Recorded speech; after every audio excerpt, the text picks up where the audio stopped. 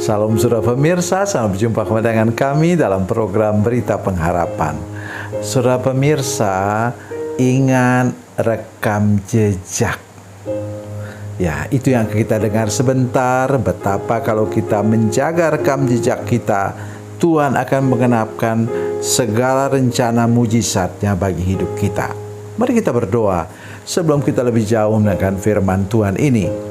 Bapa, dalam nama Yesus kami mengucap syukur untuk firman Tuhan yang luar biasa ajaib yang kami dengar sebentar.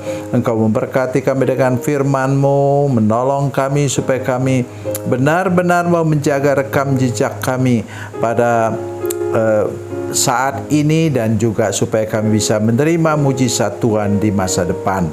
Dalam nama Yesus, haleluya, amin. Saudara pemirsa, mari kita membaca Alkitab kita dari Perjanjian Baru, Injil Lukas pasal 1 ayat yang ke-13. Injil Lukas pasal 1 ayat 13, demikian bunyi firman Tuhan. Namun malaikat itu berkata kepadanya, "Jangan takut hai Zakaria, sebab doamu telah dikabulkan. Elisabet istrimu akan melahirkan seorang anak laki-laki bagimu, dan engkau harus menamai dia Yohanes." Amin. Tadi saya sudah katakan tentang rekam jejak, saudara sekalian.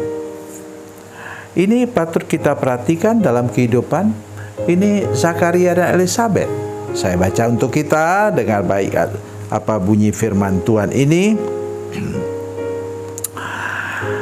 Pada zaman Herodes, Raja Yudea, ada seorang imam yang bernama Zakaria dari rombongan Abia. Istrinya berasal dari keturunan Harun, namanya Elisabet.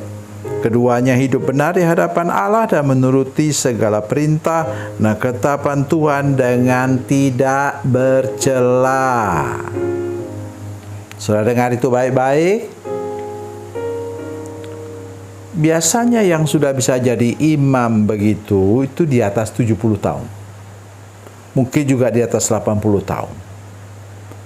Baru dia layak menjadi imam.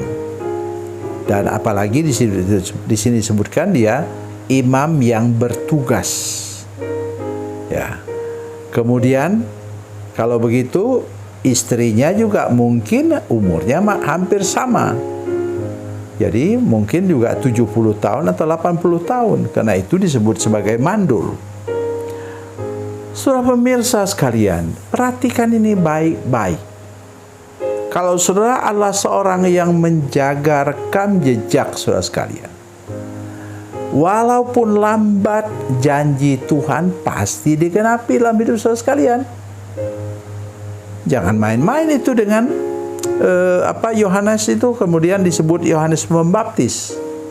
Kenapa demikian?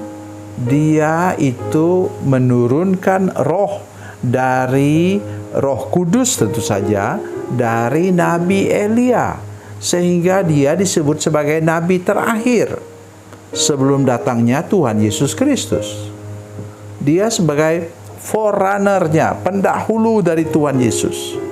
Karena itu dia ceritakan kepada semua orang bahwa nanti akan datang seorang yang bahkan membuka tali kasutnya pun aku tidak layak, katanya. Dan cara hidupnya persis seperti Nabi Elia. Betapa diberkatilah hidup mereka ini saudara sekalian. Luar biasa diberkati. Nah, itu sebab mengapa kita perlu menjaga rekam jejak seperti sini. Keduanya hidup benar di hadapan Allah dan menuruti perintah dan ketetapan Tuhan dengan tidak bercela.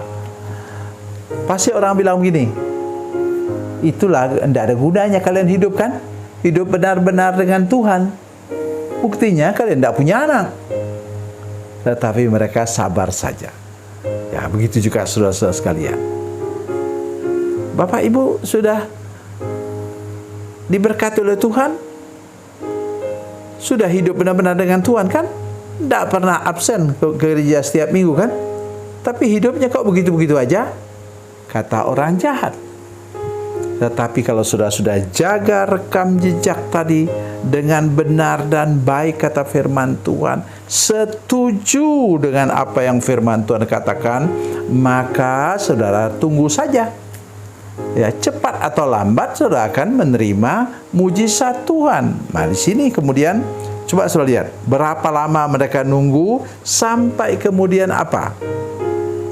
Sampai kemudian Imam Zakaria di sini kemudian dia bilang, ayat 18, lalu kata Zakaria kepada malaikat itu, bagaimanakah aku tahu bahwa hal ini akan terjadi, sebab aku sudah tua dan istriku sudah lanjut umurnya.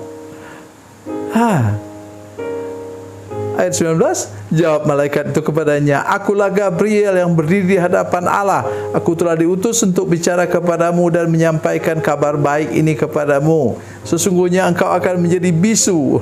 Itulah kasihannya dia. Kenapa? Terlalu lama menunggu bisa membuat saudara sekalian kemudian imannya ya sudah mulai lemah. Nah, jadi hari ini pelajaran penting untuk kita yaitu kalau sudah terima janji Tuhan, pegang teguh sampai terjadi.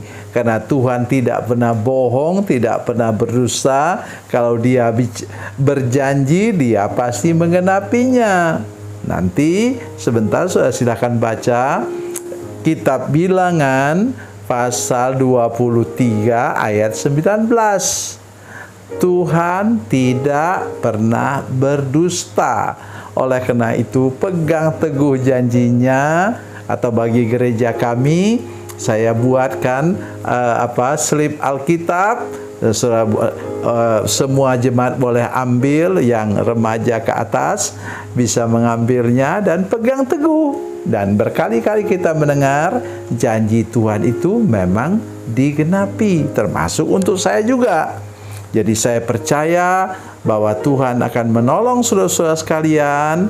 Bila Tuhan sudah berjanji, ingat, seberapa lama pun kita menunggu, Tuhan pasti genapi. Katanya di sini tadi.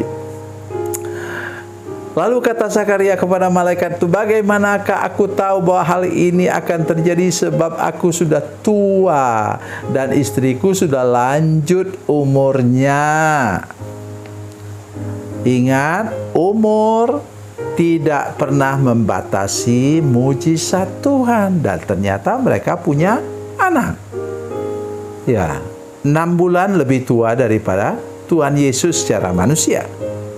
Hari ini mari ingat, pegang teguh janji firman Tuhan dan jaga rekam jejak kita. Tuhan Yesus memberkati, Tuhan Yesus baik. Mari kita berdoa. Bapa, dalam nama Yesus, terima kasih untuk firman Tuhan yang luar biasa ini. Tuhan, tolong kami semua supaya kami pegang teguh janji Tuhan dan kami diberi kuasa, kekuatan dan anugerah untuk menjaga rekam jejak kami supaya cepat atau lambat janji-Mu pasti digenapi. Terima kasih Tuhan. Dalam nama Yesus, haleluya. Amin.